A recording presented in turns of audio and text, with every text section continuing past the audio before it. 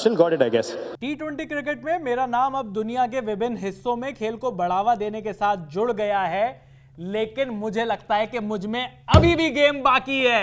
भाई गेम बाकी नहीं होती तो ये प्लेयर ऑफ द मैच कैसे बनते? भाई और विराट जो कोहली इतने सारे लोग थे जिनके मुंह बंद कराने थे, ये विराट को तो वैसे चैलेंजेस पसंद भी है ना। या विराट कोहली ने धो दिया है, और ना सिर्फ अपनी बैटिंग से धोया है, बल्कि मैच के बाद जब उनको मैन ऑफ द मैच दिया गया, वहां पर हर्षा भोगले के सामने उन्होंने जो ट्रूथ बॉम्ब्स फेंक कर मारे। विराट भाई क्या कहना चाहेंगे? विराट भाई कहना चाहिए कि भाई मतलब अभी भी जो दम है, मतलब किसी में मैं क्या बोलूं यार यहां पर, मतलब मुझे लगता है कि विराट भाई को यह कहना चाहिए था कि वो बादशाह का गाना नहीं है कि गेंद में दम बेटे किसकी है। अच्छा, वो वाली बात होनी चाहिए थी, लेकिन यहाँ पर तो बल्ले में दम है भाई साहब, बल्ले में दम है। और जो भी बातें चल रही थी आईपीएल शुरू होने से पहले कि कुछ सिलेक्टर्स कहते हैं कि विराट कोहली का क्रिकेट T20 वर्ल्ड कप के हिसाब से नहीं है और उनको टीम से ड्रॉप किया जा सकता है, नाम उनके लेके मुंह पे ड्रॉप करके एक मुक्का मारा है। मैं कह रहा हूं नाम लेके बात करिए ना। ये सारी बातें जो बीच में आ रही थी, अजीत अगरकर साहब को ये ड्यूटी दी गई है,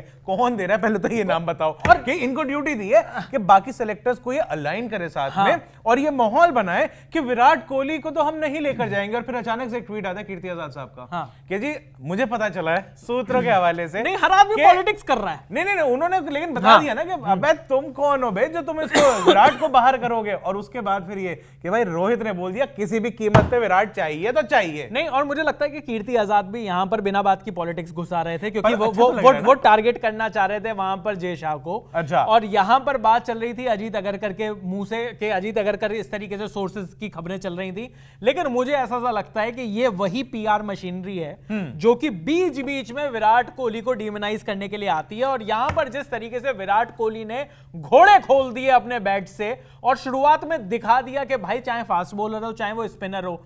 इनफैक्ट उनको जब ऑरेंज कैप दी गई कि आईपीएल में सबसे ज्यादा रन के लिए, और लोगों ने शोर मचाया, तो उन्होंने कहा अरे यार 2 ही मैच हुए, इतनी जल्दी एक्साइटेड होने की बात नहीं है। एक्साइटेड मत हो जाओ, अभी मुझे पता है कैसे होता है, अरे पुराने चावल है।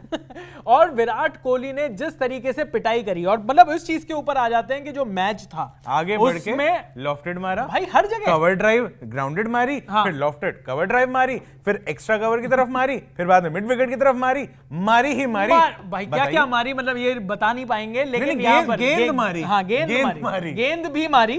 पर यहां पर विराट कोहली ने जिस तरीके से धागे खोले दूसरी टीम के, वहां पर यह भी दिखा दिया कि जो भी लोग ये बात कर रहे हैं कि विराट कोहली के पास T20 का वो पावर गेम नहीं है और विराट कोहली बड़े 100-120 के स्ट्राइक रेट के आसपास चलते हैं, उन्होंने कहा कि भैया हम में अभी भी जो दम है, हम सिर्फ और सिर्फ यहां पर यूएस में वर्ल्ड कप हो रहा है उस चीज के लिए एम्बेसडर ऑफ क्रिकेट नहीं भाई, एम्बेसडर फरारी आदमी है। मैं कह रहा हूं चैन भाई, ये अभी लंबे ब्रेक के बाद वापस आ रहे थे, सारे कह रहे थे भाई साहब इसमें जंग लग गए होंगे, क्या इधर आते जंग तो मैं तेरे लगाऊंगा मार के और इन्फेक्शन अलग कराऊंगा।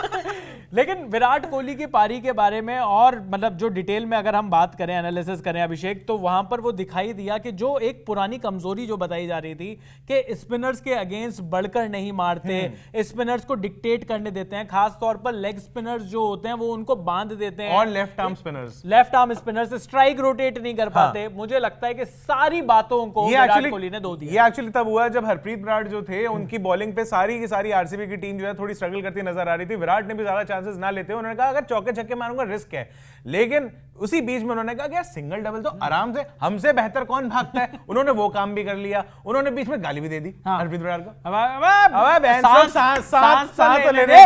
वो बात अलग है, मैक्सवेल की सांस उखड़ी गई उसके बाद। पर उसके बाद भी कुछ भी कहो, आरसीबी ने काम तो बढ़िया किया, क्योंकि जैसे ही पता चलता है कि वर्ल्ड कप है इस साल और टीम इंडिया फिनिशर ढूंढ रही है, तो एक आदमी एकदम से अंडरटेकर की तरह उठकर खड़ा हो जाता है और उस आदमी का नाम है दिनेश कार्तिक। भाई लेकिन दिनेश आप तो आरसीबी की टीम, आपको तो यश दयाल भी पसंद होगा। देखिए वो यश दयाल की बात मत कीजिए, मुरली कार्तिक फंस रहे बिना बात के, कह रहे हैं कि someone's trash another man's treasure. तो पहले तो सारे लोग उस पर यही लपेट रहे थे कि भाई तुमने ट्रैश कैसे कह दिया, दूसरे बंदे ने कहा ट्रेजर भी तो बोला है, वो भी तो देख ले, और मुहावरा है बे। और आधे लोग कह रहे हैं कि तुमने ट्रेजर कैसे कह दिया, ये बात वो उस चीज पे ही बुरा मान रहे हैं। बहरहाल ये वीडियो इतने साल हर्षल पटेल को साथ लेके चले हैं, एक यश दयाल नहीं रख सकते? ये बात तो है भाई। दिल देखिए कितना बड़ा है। और हर्षल पटेल, मैं तो ये कह रहा हूं कि पंजाब की टीम को मैं अभी से लिख कर दे रहा हूं, ये टॉप 4 में नहीं पहुंच सकती। जिस टीम के पास डेथ बॉलर में, मतलब जिस टीम का जो प्लान ए ये हो कि हमारे स्कोर को डिफेंड करेगा हर्षल पटेल, हाँ। आप सोचिए उस आदमी के प्लान में कितनी गड़बड़ है, उस टीम के प्लान में कितनी गड़बड़। जिस टीम में कगिसो रबाडा बैठा हुआ है, वहां पे आप सैम करन से ओपन करा रहे हो। हाँ, तो फिर तो दिक्कत है। और हर्षल पटेल को आपने डेथ बॉलर बना रखा भाई, ही इज द डेथ। लेकिन विराट कोहली पे वापस आते हैं, विराट कोहली पे वापस आते हैं, क्योंकि बहुत सारे लोग जो हैं अभी भी, मतलब ये सवाल लगातार उठाए जा रहे थे कि विराट कोहली की T20 गेम में वो बात नहीं है। बार बार क्यों ये याद दिलाना पड़ता है कि विराट कोहली ने अपने एक सीजन के अंदर लगभग 1000 रन भी बना रखे हैं T20 के अंदर। बिल्कुल। आईपीएल की अगर बात करते हैं, विराट कोहली ने जब पूरी टीम आपकी निकलने लगी थी, जब बिल्कुल विन परसेंटेज इंडिया पाकिस्तान का वो T20 वर्ल्ड कप का मैच खत्म हो चुका था, इंडिया की तरफ बिल्कुल नहीं था, 4 विकेट डाउन हो चुके 30-40 रन के ऊपर, वहां से एक लौता विराट कोहली ही उस पूरे स्टेडियम को शांत कराने में मतलब काबिल रहा था, और बंदे ने कर दिया था। और कौन सा T20 गेम है जो उस बंदे के पास नहीं है, और टिक के खेलता है, बाद में मारता है, एक्सेलरेट करना आता है, एंकर, और ऊपर से भाई वो तो चेस भी कर रहे थे। और मैं कह रहा हूं कि और सिर्फ ये बात नहीं है, अगर पिछले 2 आईपीएल का रिकॉर्ड देखा जाए तो उसमें साफ साफ दिखाई देता है कि अगर विराट कोहली के ऊपर थोड़े से भी सवाल थे, उनको मतलब ये इस चीज के ऊपर, जो बंदा इतने सबके बाद भी कोई गाली दे रहा है, कोई कुछ कह रहा है, कोई कह रहा है आउट ऑफ फॉर्म है, उसके बाद भी कॉन्फिडेंस दिखाता है कि मैं ओपन करूंगा इनिंग्स को। बिल्कुल। तो भाई ये कॉन्फिडेंस अपने आप में बहुत कुछ नहीं कह देता कि बंदा दिमाग से क्या सोच रहा है अपने। लेकिन विराट कोहली ने तो सारे सवालों का जवाब दे दिया है, लेकिन एक बड़ा सवाल विराट कोहली की जबरदस्त फॉर्म के बाद जो उठ रहा है वो ये है कि टीम इंडिया की फाइनल प्लेइंग 11 किस तरीके से बनेगी,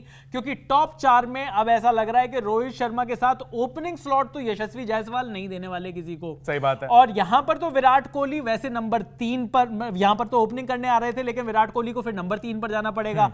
सूर्य कुमार यादव, जिनको हम सब चाहते हैं कि T20 के वो बेताज बादशाह हैं, वो फिट होकर जल्दी से आए तो नंबर 4 का स्थान वो लेंगे। लेकिन फिर उसके बाद क्या होगा? शुभमन गिल मुझे नहीं लगता कि जगह बन पा रही है। कोई बात नहीं, मुझे लगता जाएंगे तो सही, स्क्वाड में तो जाएंगे। नहीं देखिए, कहीं पर भी जाए, पर जिस टीम में अगर किंग खेल रहा है तो उस टीम में प्रिंस की क्या जरूरत है? किंग मत बोलो, किंग उनको पसंद नहीं है। उनको एक तो उन्होंने बोल दिया किंग पसंद नहीं है, उधर इन्होंने छक्का मारा विराट भाई ने, वहां पे हर्षा भोगले साहब कह रहे हैं शॉर्ट ऑफ अ किंग। उसके बाद बड़ी स्क्रीन पे उन्होंने लिख के दे दिया किंग। बताइए, किंग मत बोलो, किंग डूइंग किंग थिंग्स, बताइए जरा। पर चलिए, आपको क्या लगता है कि क्या विराट कोहली ने जबरदस्त जवाब दे दिया है उन लोगों को जो भी लोग ये कह रहे थे कि विराट कोहली शायद T20 वर्ल्ड कप टीम में अपनी जगह ना बनाए? अगर आपको लगता है कि हां कोहली ने सबका मुंह तोड़ दिया है तो कमेंट बॉक्स में लिख दीजिए कि कोहली ने बहुत मारा। और अगर आपको लगता है कि नहीं, अभी भी बहुत सारी चीजें प्रूव करनी है, क्योंकि जो वर्ल्ड कप में जो टीम इंडिया की प्लेइंग 11 है उसमें और कोई कॉम्बिनेशन होना चाहिए, तो क्या कॉम्बिनेशन होना चाहिए ये भी आप कमेंट्स में लिख सकते हो। अभी के लिए इस वीडियो में इतना ही। आईपीएल पर जबरदस्त स्विच की कवरेज हम रोजाना लेकर आते हैं। मैच के बाद टीवी पर हमें देखिए, डिजिटल पर अगर आप देख रहे हैं तो लगातार अपने सवाल भेजिए, जो कि हम टीवी पर फीचर करेंगे रोजाना पूरे आईपीएल में हर मैच के बाद। अभी के लिए इस वीडियो में इतना ही। मेरा नाम है चैन रस्तोगी, मैं हूं अभिषेक मनचंदा, और आप देख रहे हैं जी स्विच।